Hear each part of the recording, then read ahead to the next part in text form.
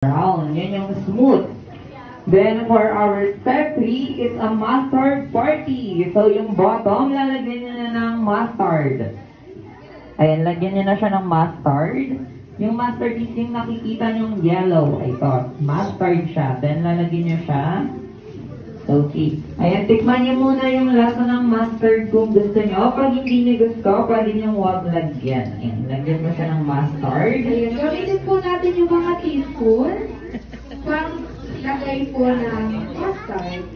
Ayaw mo ng mustard? Okay lang mo, kahit pag nalagyan. Ayan.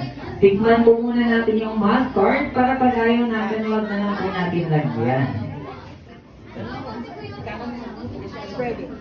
Okay, then once na nalagyan nyo na, i-spread nyo yung mustard dun sa burger. Sa burger buns.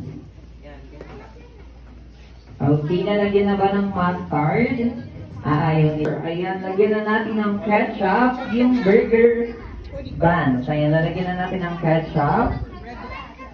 Okay, then spread yung ketchup dun sa bottom na bun. Do the pickle drive. So, sinong gusto ng pickle, just raise your hand. Ay, gusto niyo ba ng pickle? Ayan, bibigyan kayo ni Ate Iana ng pickle.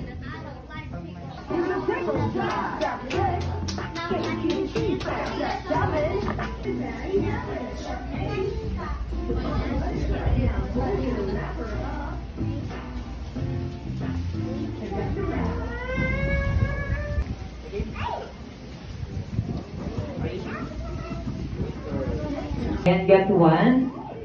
Ayan, kuya, get one. Tapos lalagyan niyo siya dyan sa taas ng cheese.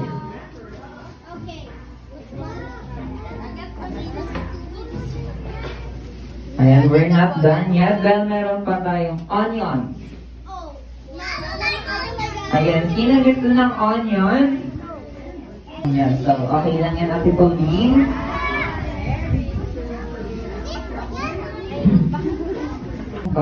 Dun sa pati. Yan, ganyan.